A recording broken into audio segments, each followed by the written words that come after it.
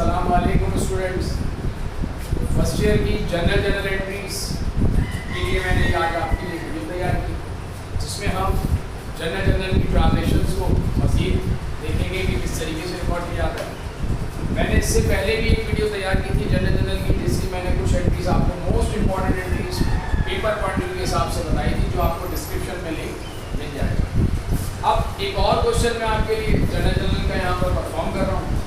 अब इस बार जो क्वेश्चन मैं कराऊंगा जनरल का, जो कि बेसिक अकाउंटिंग का टॉपिक है फर्स्ट ईयर का, इसमें हम स्केलेटल फॉर्म से जनरल एंट्रीज रिकॉर्ड करेंगे। स्टूडेंट, मैंने आपको फॉर्म्स बताई थी जनरल की। दो फॉर्म्स होती हैं, एक होती है स्टैंडर्ड फॉर्म और एक स्केलेटल फॉर्म। स्टैंडर्ड फॉर्म में हम प्रॉपर स्केचिंग करते हैं, प्रॉपर लाइनें वगैरह ड्रॉ करते हैं, जबकि स्केलेटल फॉर्म में हम स्केचिंग नहीं करते, लाइन्स ड्रॉ नहीं करते। मैंने फिर भी यहाँ पर लाइन्स ड्रॉ की हुई हैं। ये लाइन्स में बात आखिर में रब कर दूँगा, ताकि अभी हम चूँकि ये स्टैंडर्ड फॉर्म से परफॉर्म कर रहे हैं, ताकि हमारा जो काम है वो आगे पीछे ना हो जाए। उसके बाद फिर हम इसकी लाइन्स को ड्रॉ जो है वो रब कर देंगे। तो स्टूडेंट, ये मेरे लैब पर आपको एक क्वेश्चन नज़र आ रहा होगा, जो मैं आपके लिए यहाँ पर परफॉर्म करूँगा। तो अगर हम इसे पढ़ें तो हमसे कहा जाता है मार्च 1 पर इन्वेस्ट ₹50,000 कैश एंड फर्नीचर 20,000। हमने बिजनेस स्टार्ट किया, 50,000 रुपये हमने कैश इन्वेस्ट किया और 20,000 रुपये का फर्नीचर इन्वेस्ट किया। स्टूडेंट, कैश और फर्नीचर दोनों ही एसेट्स है, ये आपको अच्छी तरह से कैश करंट एसेट्स है, जबकि फर्नीचर फिक्स एसेट या नॉन करंट एसेट्स है। और जब हम बिजनेस में इन्वेस्टमेंट कर रहे हैं, इसका मतलब बिजनेस में हमारे एसेट्स इंक्रीज हो रहे हैं, बिजनेस में एसेट्स इंक्रीज हो रहे हैं। और एसेट जब भी इंक्रीज होता है हम उसे रूल्स के मुताबिक डेबिट पे रिकॉर्ड करते हैं।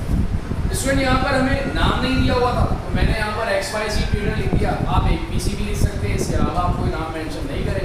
General for the month of. Student, ये मार्च की मंथ की ट्रांजेक्शन्स हैं, जो मैं यहाँ पर अब परफॉर्म करूँगा। तो कैश हमने 50 और फर्नीचर 20,000 इन्वेस्ट किया। कैश भी एसिड है, एसिड इंक्रीज हुआ तो डेबिट चला गया 50,000 से। फर्नीचर एसिड है, एसिड इंक्रीज हुआ तो वो भी डेबिट चला गया 20,000 से। और जो टोटल हमारी इन्वेस्टमेंट हो गई वो 70,000 हो गई, जिसको हम कैपिटल के नाम से रिकॉर्ड करते हैं। कैपिटल ओनर इक्विटी है, इक्विटी इंक्रीज हो रही है, इक्विटी इंक्रीज होती है तो हम उसे क्रेडिट रिकॉर्ड करते हैं 70,000 टोटल अमाउंट। नरेशन पास कर लें, invest cash and furniture to start business. हमने बिजनेस में कैश और फर्नीचर इन्वेस्ट किया और बिजनेस स्टार्ट किया। तो ये एक ट्रांजेक्शन हमने परफॉर्म कर दी। Next, receive from service render 10,000। Student, हमने सर्विसेज प्रोवाइड की। रेंडर का मतलब होता है हमने अपनी सर्विसेज प्रोवाइड की, उसके अगेंस्ट हमने कैश रिसीव किया। स्टूडेंट, कैश हमें मिल रहा है, कैश एसिड है, एसिड इंक्रीज हो रहा है, एसिड इंक्रीज होता है तो हम उसे रूल के मुताबिक डेबिट रिकॉर्ड करते हैं। कैश को आपने डेबिट रिकॉर्ड कर दिया। और सर्विसेज प्रोवाइड की मतलब रेवेन्यू जनरेट किया, रेवेन्यू हो गया, रेवेन्यू इंक्रीज हुआ, रेवेन्यू इंक्रीज होता है तो हम उसे क्रेडिट साइड रिकॉर्ड करते हैं, जिसे हम लिखेंगे सर्विस रेवेन्यू, क्योंकि हमने सर्विसेज प्रोवाइड की। नरेशन पास करें, रिसीव फ्रॉम सर्विस रेंडर, हमने वसूली की, हमने सर्विसेज प्रोवाइड की। Next transaction, receive commission in advance ₹5,000। 5,000 रुपये हमने कमीशन रिसीव किया, लेकिन एडवांस में रिसीव किया। स्टूडेंट, जब भी हम किसी चीज़ की पेमेंट एडवांस करते हैं तो हम उसे कहते हैं प्रीपेड। और जब भी हम किसी चीज़ की पेमेंट एडवांस रिसीव करते हैं, सर्विसेज के अगेंस्ट हम एडवांस रिसीव करते हैं, हम उसे रिकॉर्ड करते हैं अनअर्न्ड। और अनअर्न्ड करंट लायबिलिटी है, ये मैंने आपको क्लासिफिकेशन ऑफ अकाउंट्स में अच्छी तरह से बता दिया था। अनअर्न्ड लायबिलिटी है, एडवांस रिसीव किया मतलब लायबिलिटी इंक्रीज हुई, और लायबिलिटी इंक्रीज होती है तो हम उसे रूल्स के मुताबिक क्रेडिट रिकॉर्ड करते हैं अनअर्न्ड कमीशन के नाम से। और रिसीव किया है मतलब कैश मिला है, कैश एसिड था, एसिड इंक्रीज हुआ और एसिड इंक्रीज होगा तो हम उसे रिकॉर्ड करेंगे डेबिट साइड। मतलब एंट्री हम पास करेंगे cash debit, unearned commission credit. Narration pass कर लें, receive commission in advance. Next, 10th March, purchase merchandise on account 25,000 from Rehan and paid transportation ₹1,000। Student, हमने 25,000 की मर्चेंडाइज परचेज की और 1,000 रुपये ऑन अकाउंट परचेज की, और 1,000 रुपये हमने उसका ट्रांसपोर्टेशन पे किया। स्टूडेंट, जब भी हम मर्चेंडाइज परचेज करते हैं, तो मैंने आपको लास्ट क्वेश्चन जो जनरल का हमने परफॉर्म किया था उसमें बताया था कि जब भी हम मर्चेंडाइज परचेज करते हैं हम उसे परचेज देखते हैं। परचेज एक्सपेंस अकाउंट होता है, परचेज एक्सपेंस अकाउंट है। एक्सपेंस इंक्रीज हो रहा है क्योंकि रूटीन में हम मर्चेंडाइज खरीद रहे होते हैं, ये एक्सपेंस होता है। एक्सपेंस इंक्रीज होगा तो हम उसे डेबिट रिकॉर्ड करेंगे, लेकिन हम परचेज लिखेंगे जब भी हम मर्चेंडाइज परचेज करेंगे 25,000 से। ट्रांसपोर्टेशन पे किया, ये भी एक्सपेंस है, एक्सपेंस इंक्रीज हुआ, एक्सपेंस इंक्रीज होगा तो उसे भी हम डेबिट रिकॉर्ड करेंगे ट्रांसपोर्टेशन के नाम से। 1000 हमने ट्रांसपोर्टेशन का पे कर दिया अमाउंट, मतलब कैश डिक्रीज हो गया, कैश एसेट था, एसेट डिक्रीज हुआ, एसेट डिक्रीज होगा तो हम उसे रिकॉर्ड करेंगे क्रेडिट साइड पर 1000 से। और मर्चेंडाइज हमने जो परचेज की थी वो ऑन अकाउंट की थी, उधार पे की थी, मतलब हमारी लायबिलिटी बढ़ी, लायबिलिटी बढ़ेगी तो हम उसे क्रेडिट रिकॉर्ड करेंगे, हम उसे कहेंगे अकाउंट्स पेबल। ये हमारा क्रेडिटर अकाउंट होता है जिसे हम कहते हैं accounts payable. Account payable liability थी वो इंक्रीज हो गई तो उसे क्रेडिट रिकॉर्ड करते हैं 25,000 से। तो स्टूडेंट यहाँ पर 4 अकाउंट हम यूज कर रहे हैं, परचेज, ट्रांसपोर्टेशन इन, कैश और अकाउंट्स पेबल। इसकी नरेशन पास कर लें। Purchase merchandise on account from Rehan and paid transportation on it. हमने मर्चेंडाइज परचेज की रेहान से और उस उधार पर ऑन अकाउंट और उसकी ट्रांसपोर्टेशन देकर।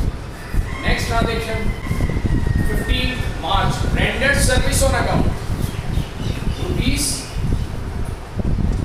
8,000 रुपए की हमने सर्विसेज प्रोवाइड की, लेकिन ऑन अकाउंट की। इसका मतलब हमें भी कलेक्शन नहीं, लेकिन रेंडर्ड का मतलब तो होता है कि रेवेन्यू हो गया, तो रेवेन्यू तो हमने जनरेट कर लिया, तो सर्विस रेवेन्यू इंक्रीज हो रहा है, इंक्रीज होगा रेवेन्यू, क्रेडिट जाएगा 8,000 से। और ऑन अकाउंट है, इसका मतलब रिसीवेबल है, account receivable. Account receivable current asset है, करंट एसेट बढ़ रहा है क्योंकि हमें कस्टमर से अमाउंट लेना है, रिसीव करना है। अकाउंट रिसीवेबल एसेट है और एसेट इंक्रीज होता है तो हम उसे डेबिट रिकॉर्ड करते हैं, अकाउंट रिसीवेबल डेबिट रिकॉर्ड करते हैं 8,000 से। नरेशन पास कर ले रेंडर्ड सर्विस ऑन अकाउंट, उधार पर हमने सर्विसेज प्रोवाइड। नेक्स्ट ट्रांजैक्शन में कहा जा रहा है paid rent in advance 5,000 per month for 3 months. 3 महीने का किराया हमने एडवांस पे किया 5,000 रुपये मंथली के हिसाब से। तो अगर स्टूडेंट हम रेंट पे कर रहे हैं एडवांस में और एडवांस रेंट पे करने को हम रिकॉर्ड करते हैं प्रीपेड, हम इसे क्या रिकॉर्ड करते हैं? प्रीपेड रिकॉर्ड करते हैं। प्रीपेड एसेट होता है, एसेट इंक्रीज हो रहा है और एसेट जब इंक्रीज होता है तो हम इसे डेबिट साइड रिकॉर्ड करते हैं, इसीलिए हम प्रीपेड रेंट को डेबिट रिकॉर्ड करेंगे। 15,000 से 5 मंथ 3 मंथ और पर मंथ 5,000 है तो 15,000 हो गया। प्रीपेड रेंट के नाम से हम इसको रिकॉर्ड करेंगे। प्रीपेड रेंट एसेट होता है, एसेट इंक्रीज हो रहा है, एसेट इंक्रीज होगा तो हम इसे डेबिट रिकॉर्ड करेंगे। और प्रीपेड हम क्यों रिकॉर्ड करते हैं? क्योंकि जब भी हम किसी चीज़ की पेमेंट एडवांस करें तो हम उसे प्रीपेड कहते हैं। कैश पे किया, कैश एसेट है, एसेट इंक्रीज हुआ, एसेट डिक्रीज हुआ और एसेट डिक्रीज होता है तो हम उसे क्रेडिट रिकॉर्ड करते हैं। कैश को क्रेडिट रिकॉर्ड कर देंगे 15,000 से। स्टूडेंट यहाँ पर दोनों एसेट्स हैं, प्रीपेड रेंट भी और कैश भी, लेकिन प्रीपेड रेंट एसेट इंक्रीज हो रहा है इसलिए हम इसे डेबिट साइड रिकॉर्ड कर रहे हैं, जबकि कैश एसेट डिक्रीज हो रहा है इसलिए हम उसे क्रेडिट साइड रिकॉर्ड कर रहे हैं। नरेशन पास कर लें। Paid rent in advance for 3 months, 3 महीने का किराया एडवांस में pay. 21 March collection from client on account rupees 2,000। Client को जो हमने सर्विसेज प्रोवाइड की थी ऑन अकाउंट 8,000 की, इसमें से अब हमें 2,000 रुपीज रिसीव हो गए, 2,000 रुपये हमें मिल रहे हैं। तो स्टूडेंट हमें कैश मिल रहा है, कैश एसेट है, एसेट इंक्रीज हो रहा है, इंक्रीज होगा तो डेबिट रिकॉर्ड करेंगे।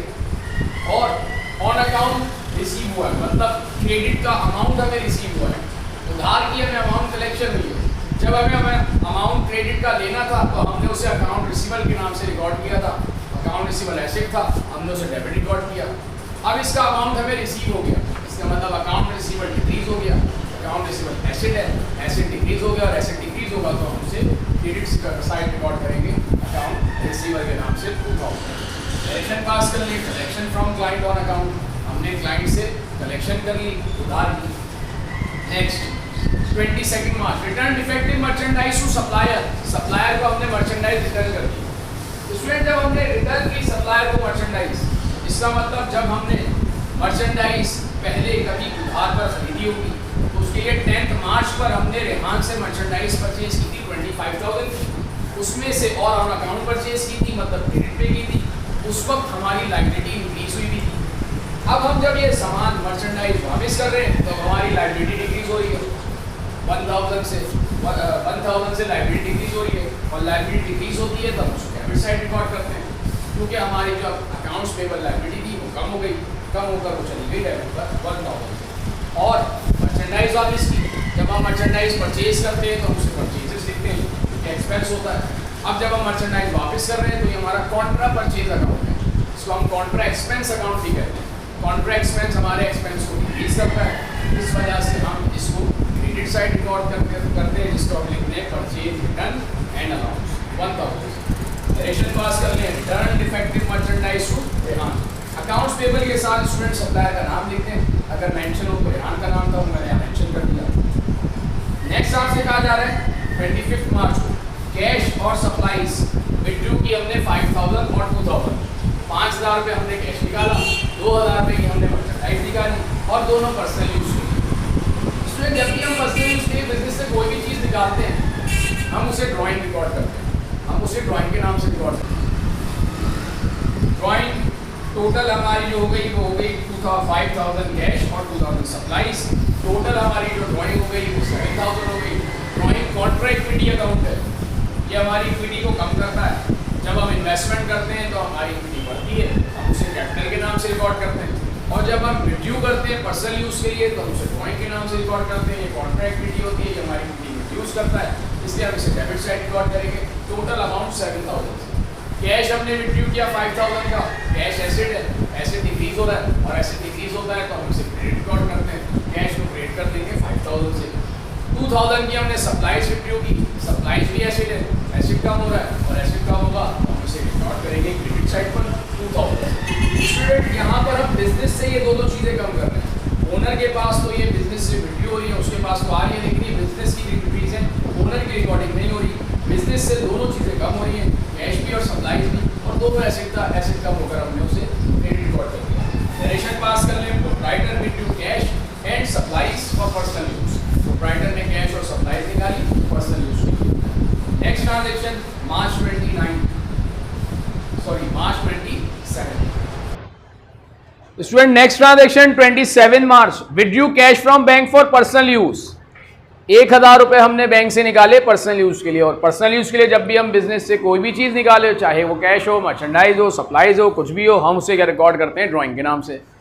ड्राइंग कॉन्ट्रा इक्विटी, इक्विटी कम हो गई तो डेबिट जाएगी, हम उसको ड्राइंग के नाम से रिकॉर्ड करेंगे लेकिन 1000।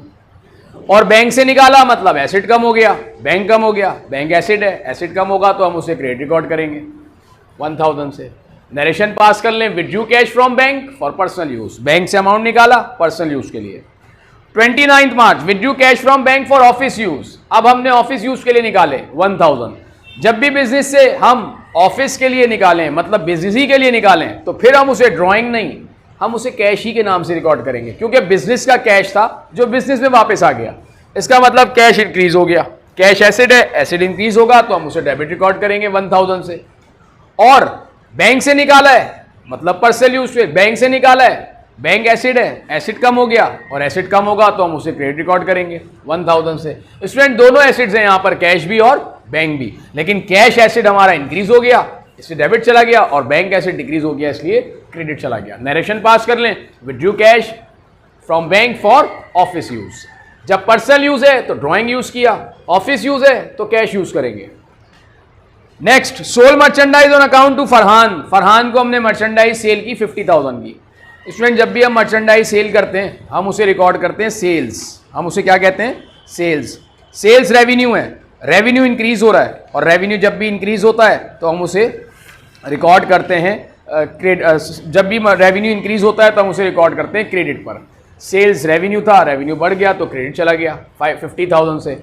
ऑन अकाउंट सेल की मतलब उधार पे सेल की, हमें कस्टमर से अमाउंट लेना है, अकाउंट रिसीवल है, ये अकाउंट रिसीवल एसिड होता है और एसिड इंक्रीज होता है तो हम उसे डेबिट साइड रिकॉर्ड करते हैं। Account receivable debit, Farhan 50,000। Narration pass कर लें, sold merchandise on account to Farhan. Farhan को हमने मर्चेंडाइज सेल की। 31 March, return defective merchandise by Farhan. Farhan ने हमें मर्चेंडाइज वापस कर दी 5000 की। जब हम मर्चेंडाइज बेचते हैं हम उसे लिखते हैं सेल्स, सेल्स रेवेन्यू होता है। अब ये बिकी हुई मर्चेंडाइज वापस आ गई मतलब ये सेल्स रिटर्न है, कॉन्ट्रा रेवेन्यू है, रेवेन्यू डिक्रीज हो गया क्योंकि सामान वापस आ गया है, रेवेन्यू डिक्रीज होगा तो हम उसे रिकॉर्ड करेंगे डेबिट साइड पर, हम इसे कॉन्ट्रा रेवेन्यू कहते हैं, सेल रिटर्न है ना उसको, ये डेबिट चला गया 5000 से।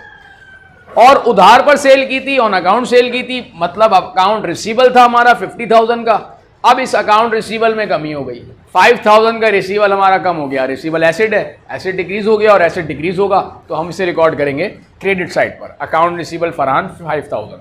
नरेशन पास कर लें, return defective merchandise by Farhan on account, उधार वाली मर्चेंडाइज फरहान ने हमें वापस कर दी। Last entry direct deposit by Farhan into bank. Bank में डायरेक्ट फरहान ने अमाउंट हमारे डिपॉजिट कर दिया। फरहान हमारा कस्टमर है, उसने हमें ऑनलाइन पेमेंट हमारे अकाउंट में डिपॉजिट कर दी। स्टूडेंट हमने टोटल 50,000 की सेल की थी फरहान को, इसमें से 5,000 की तो उसने हमें रिटर्न कर दी थी मर्चेंडाइज। अब अमाउंट जो हमें उससे रिसीवेबल है वो है 45,000 और वो 45,000 का अमाउंट उसने हमारे अकाउंट में डिपॉजिट कर दिया, मतलब बैंक में डिपॉजिट कर दिया। इससे हमारा बैंक बढ़ गया, बैंक एसेट है, एसेट बढ़ा तो हमने उसे रिकॉर्ड कर दिया डेबिट साइड पर 45,000 से। और अकाउंट रिसीवेबल जो था वो अकाउंट हमारा ख़त्म हो गया। अकाउंट रिसीवेबल एसेट था, एसेट कम हो गया, एसेट कम होगा तो हम उसे रिकॉर्ड करेंगे क्रेडिट साइड पर 45,000 से। नरेशन पास कर लें, direct deposit into bank by Farhan on account. Farhan ने डायरेक्ट हमारे बैंक में पैसे जमा करा दिए उधार वाले। तो स्टूडेंट ये रिक्वायर्ड में मैंने आपको बताया था कि ये स्केलेटन फॉर्म है। स्केलेटन फॉर्म में आपने ये जो स्केचिंग हमने की हुई है इसको रब कर देना है, इसको आपने यहाँ से हटा देना है। ये स्केचिंग आप रब कर देंगे तो ये स्केलेटन फॉर्म बन जाएगी। आपने ये लाइंस ड्रॉ नहीं करनी स्केलेटन फॉर्म के लिए।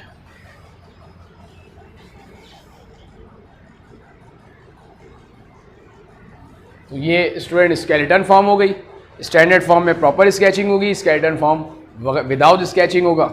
तो स्टूडेंट ये 2 क्वेश्चन अगर आप परफॉर्म कर लें जो मैंने लास्ट एक वीडियो की थी जनरल की और ये वाली, तो आप फर्स्ट ईयर की पास्ट पेपर के जितने भी क्वेश्चंस होंगे जनरल के ईजिली आप वो अटेम्प्ट कर सकते हैं, इसमें आपको कोई इशू नहीं होगा।